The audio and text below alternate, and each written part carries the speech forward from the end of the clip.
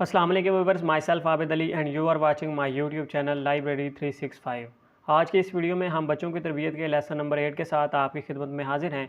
आज हम बच्चों की किरदार साजी के हवाले से जिस मौजू पे बात करने जा रहे हैं वो है जिद्दोजहद, यानी कि कोशिश करना। आज की इस वीडियो में हम देखेंगे कि हम अपने बच्चों को कोशिश करने के हवाले से किस तरह से मोटिवेट कर सकते हैं और इसके हवाले से इस्लामी तालीमात क्या हैं।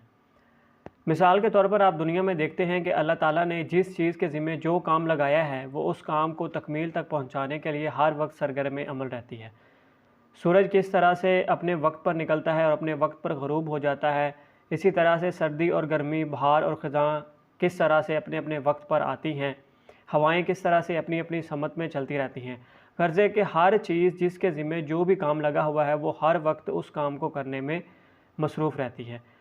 इस्लाम जो है वो इंसान से भी इसी तरह की तवक्को करता है और इंसान को इसी किस्म की ज़िंदगी बसर करने की तरबियत देता है।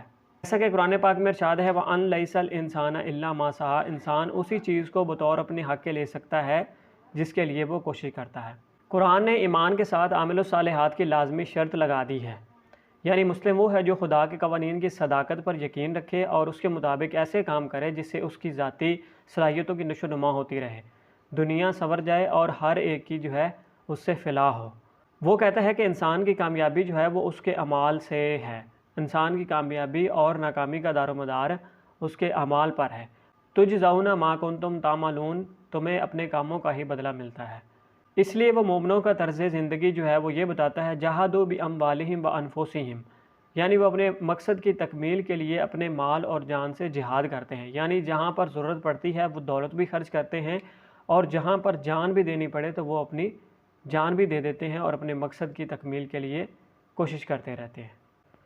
एक मोमिन इस मकसद की तकमील के लिए सारी ज़िंदगी जिद्दोजहद करता रहता है और इसके लिए अपनी जान तक देने की परवाह नहीं करता। और वो मकसद क्या है कि कुरानी निज़ाम कायम हो जाए जिससे तमाम इंसानों की जो है वो परवरिश और तरबियत होती रहती है और उनकी सलाहियतों की नशोनुमा होती रहती है और उसका असर जो है वो पूरे मुआशरे पर और पूरी दुनिया पर होता है कि उससे तमाम मुआशरे की सलाहियत और तरबियत होती रहती है। याद रखें कि कोशिश के बगैर जो है वो इंसान को कुछ नहीं मिलता और एक का अमल जो है वो दूसरे की तरफ मुंतकिल नहीं होता। इंसान जो है वो इंसान को अमल करना सिखाता है और कोशिश करने की तलकीन करता है और हर एक को उसकी कोशिश का फल मिलता है। जी नाज़रीन, आप चलते हैं आज की एक्सरसाइज की तरफ और देखते हैं कि आज के क्वेश्चंस क्या हैं और उनके आंसर क्या हैं। जी, आज का पहला सवाल है कि इस्लाम इंसानों से क्या तवक्को करता है। इस्लाम इंसानों से तवक्को करता है कि वो वक्त की पाबंदी करे।